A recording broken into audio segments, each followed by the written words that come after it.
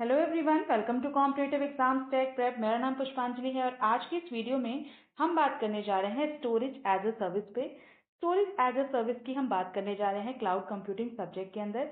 तो बहुत important video है आपके एग्जाम पॉइंट ऑफ व्यू से। अभी तक आप मेरे चैनल पे जुड़े नहीं हैं तो जुड़ जाइए, कर लीजिए चैनल को सब्सक्राइब और बेल बटन को प्रेस कर दीजिए, जिससे आने वाली वीडियोस की नोटिफिकेशन आपको मिलती रहे और ऐसी यूजफुल वीडियोस आप देख पाएं। आप मुझे टेलीग्राम पे फॉलो कर सकते हैं, जहाँ पे मैं वीडियोस के नोट्स प्रोवाइड करती हूँ। लिंक डिस्क्रिप्शन बॉक्स में मिल जाएगा, वहां से चेक करके ज्वाइन कर सकते हैं। क्लाउड कंप्यूटिंग की पूरी प्लेलिस्ट को फॉलो करने के लिए भी लिंक डिस्क्रिप्शन बॉक्स में दिया हुआ है, वहां से चेक करके सारी वीडियोस को सीक्वेंसली एक्सेस कर सकते हैं। तो चलिए स्टार्ट करते हैं हम अपने टॉपिक को, जो है स्टोरेज एज अ सर्विस। बात करते हैं क्या होता है storage as a service. Storage as a service, जिसको हम शॉर्ट में क्या कहते हैं, STaaS। ठीक है। तो ये एक बेसिकली क्या है, क्लाउड कंप्यूटिंग मॉडल है। जैसे कि हमने क्लाउड कंप्यूटिंग मॉडल्स की प्रीवियसली भी बात की थी, जिसमें हमने infrastructure as a service, platform as a service और आपका SaaS को भी हमने डिस्कस किया हुआ था। तो वो हमारी क्लाउड कंप्यूटिंग मॉडल्स थी, उसके अलावा आपकी स्टोरेज एज अ सर्विस जो है वो आपकी क्लाउड कंप्यूटिंग मॉडल है, जिसमें हमारी किसी कंपनी या फिर किसी इंडिविजुअल को स्टोरेज कैपेसिटी प्रोवाइड कराई जाती है सर्विस प्रोवाइडर के द्वारा। ठीक है। तो कंपनी या फिर कोई भी इंडिविजुअल जो होता है, उसको क्या ऑफर किया जाता है, स्टोरेज कैपेसिटी ऑफर की जाती है, जिसपे आपका इंटरनेट की हेल्प से यूजर क्या कर सकता है, अपने नीड के अकॉर्डिंग, नीड के बेसिस पे स्केलेबल प्रोपोर्शन में स्टोरेज कैपेसिटी अवेलेबल करा सकता है। ठीक है, with the help of service provider. तो इससे क्या फायदा होगा, storage as a service model को यूज करने से हमारा फायदा क्या है कि हमें खुद का कोई स्टोरेज इंफ्रास्ट्रक्चर खरीदने की जरूरत नहीं पड़ेगी, और हमारी जो ऑपरेटिंग कॉस्ट भी है वो भी हमारी सेव हो जाएगी। ठीक है। तो हम जब भी अगर चाहें कि हम खुद का अगर स्टोरेज कैपेसिटी नहीं खरीदना चाहते हैं, तो क्लाउड कंप्यूटिंग जो मॉडल्स हैं उसमें हमारा एक आता है storage as a service model, जिसके थ्रू हम स्टोरेज कैपेसिटी को अवेल करा सकते हैं सर्विस प्रोवाइडर के थ्रू। और जितना हमें स्टोरेज यूज करना है उतना स्टोरेज यूज करके अपने डेटा को सेव वहां पे स्टोर कर सकते हैं। ठीक है। तो यूजर क्या करता है, यूजर जो है वो आउटसाइड सर्विस प्रोवाइडर से को जो है वो आपका क्या करता है, यूजर अपने नीड के अकॉर्डिंग स्टोरेज सर्विस प्रोवाइडर से अवेल करा लेता है और उसके अकॉर्डिंग वो पे कर देता है। ठीक है। अमाउंट ऑफ स्टोरेज जितनी उसकी रिक्वायरमेंट है उसके अकॉर्डिंग उसको पे करना पड़ता है सर्विस प्रोवाइडर को। ठीक है। स्टोरेज, क्लाउड स्टोरेज में कौन कौन सी चीजें हम स्टोर कर सकते हैं, तो आप वहाँ पे वीडियोज स्टोर कर सकते हैं, म्यूजिक स्टोर कर सकते हैं, कोई भी डॉक्यूमेंट है या फिर कोई भी फाइल है आपके पास, किसी तरह का कॉन्टेक्ट आप स्टोर करना चाहते हैं, तो सभी चीजें लगभग आप स्टोर कर सकते हैं। ठीक है। तो क्लाउड स्टोरेज आपका यही होता है। स्टोरेज एज अ सर्विस में आपका कुछ एलिमेंट्स, जो आपका एक सिग्निफिकेंट एलिमेंट है वो क्या है कि ये हमारा स्टोरेज एज अ सर्विस जो है वो आपका करंट आईटी एनवायरनमेंट में बहुत ज़्यादा यूज होता है। इसके बहुत सारे फायदे हैं, क्योंकि ये हमारे स्टोरेज की कॉस्ट जो है वो रिड्यूस करता है, स्टोरेज को हर जगह अवेलेबल कराता है, जहां भी हम चाहें वहां पे हम हार्डवेयर और सॉफ्टवेयर से जो है बच सकते हैं, हार्डवेयर और सॉफ्टवेयर में जो इश्यूज होते हैं उनसे बच सकते हैं, और कहीं भी हम उसको अवेल करा सकते हैं with the help of internet. ठीक है। तो इससे क्या होगा, डेटा एडमिनिस्ट्रेशन भी इम्प्रूव हो सकता है। ठीक है। अब ये काम कैसे करता है, तो how does storage as a service work, कैसे काम करता है। तो सबसे पहला स्टेप आता है प्रोविजनिंग का, यानी हम यहाँ पे रूल्स बनाते हैं कि किस तरह से स्टोरेज को हमें, स्टोरेज रिसोर्सेज को अवेल कराना है यूजर्स को।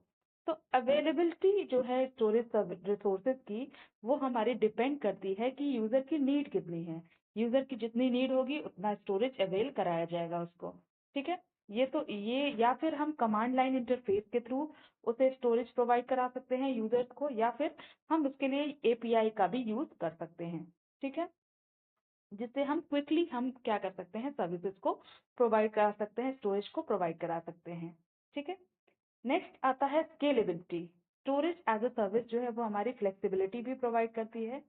फ्लेक्सिबिलिटी होती है स्टोरेज एज अ सर्विस में, जिससे क्लाइंट जो है इजीली क्या कर सकता है, अगर स्टोरेज उसने परचेज कर लिया है सर्विस प्रोवाइडर से, तो पे कर दिया है, सब स्टोरेज ले लिया है उसने, तो वो उसमें स्टोरेज और भी ऐड करा सकता है, या फिर जो स्टोरेज उसके पास है अगर उसको उतनी ज़रूरत नहीं है तो वो अपना स्टोरेज रिड्यूस भी कर सकता है। तो फ्लेक्सिबिलिटी हमें storage as a service model provide कराता है। ठीक है। ये हमारा ज़्यादातर यूज़ किया जाता है वहाँ उन फॉर्म्स में जहाँ पे हमारा डिफरेंट डिफरेंट टाइम्स पे स्टोरेज स्पेस जो है वो हमारी बदल जाती है, स्टोरेज स्पेस की नीड बदल जाती है कि स्टोरेज कितना यूज़ करना है। अगर कम यूज़ करना है तो हम उसमें से रिड्यूस कर देते हैं, अगर ज़्यादा यूज़ करना है तो हम उसमें ऐड ऑन कर लेते हैं। ठीक है, तो ये हमारा स्केलेबिलिटी प्रोवाइड करता है। नेक्स्ट आता है डेटा मैनेजमेंट। डेटा मैनेजमेंट यानी डेटा मैनेजमेंट किस तरह से होता है, ये सारा कुछ सर्विस प्रोवाइडर करता है। यानी जो भी डेटा से रिलेटेड मैटर्स हैं, डेटा को स्टोर करना हो या फिर डेटा को हैंडल करना हो, ये हमारा सर्विस प्रोवाइडर करता है।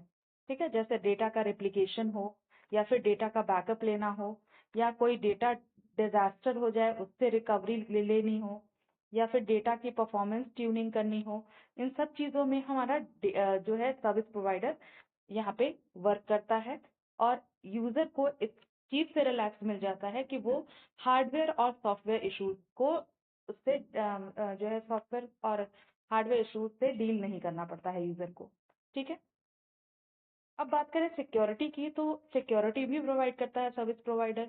डेटा की सिक्योरिटी प्रोवाइड करता है और साथ में डेटा को इनक्रिप्ट कर देता है, जिससे कोई भी अनऑथराइज्ड अगर पर्सन है तो वो आपके डेटा को एक्सेस नहीं कर सकता है। ठीक है, अब हम बात करते हैं कितने टाइप के स्टोरेज एज ए सर्विस होते हैं। स्टोरेज एज ए सर्विस में सबसे पहला टाइप आता है ब्लॉक स्टोरेज का, यानी जहाँ पे आप डेटा को ब्लॉक्स के फॉर्म में स्टोर करना चाहते हैं, यानी सेगमेंटेड ब्लॉक्स में अगर डेटा स्टोर करना चाहते हैं तो वहाँ पे आप ब्लॉक स्टोरेज को यूज कर सकते हैं। ब्लॉक स्टोरेज में ब्लॉक्स जो होते हैं वो फिक्स होते हैं। ठीक है, और ये हम वहाँ यूज करते हैं जहाँ पे हमें डायरेक्टली डेटा को एक्सेस करना हो, बिना किसी डिले के यानी जीरो लेटेंसी पे हम अगर डेटा को एक्सेस करना चाहते हैं, यानी जैसे हम डेटाबेस से डेटा को एक्सेस करते हैं, डायरेक्टली एक्सेस करते हैं, तो ऐसी जगह पे हम कैसा स्टोरेज यूज करते हैं, ब्लॉक स्टोरेज को यूज करते हैं। ठीक है, block storage block storage storage model को यूज कर सकते हैं। ठीक है, अब नेक्स्ट आता है ऑब्जेक्ट स्टोरेज। ऑब्जेक्ट स्टोरेज में हम डेटा को एज अ ऑब्जेक्ट रखते हैं, और यहाँ पे 3 एलिमेंट्स होते हैं हमारे। कौन कौन से? डेटा का पहला तो डेटा ही होता है, दूसरा होता है मेटा डेटा, यानी डेटा के से रिलेटेड जो इन्फॉर्मेशन होती है वो होती है, और साथ में एक हैंडल होता है। ठीक है, ये हमारा वहाँ यूज किया जाता है जहाँ पे हम मीडिया फाइल्स को स्टोर करना चाहते हैं। यानी मीडिया फाइल्स किस तरह की होती है? अनस्ट्रक्चर्ड टाइप की होती हैं, यानी कोई स्ट्रक्चर नहीं हो सकता। मीडिया फाइल छोटी भी हो सकती है, मीडिया फाइल बहुत बड़ी भी हो सकती हैं।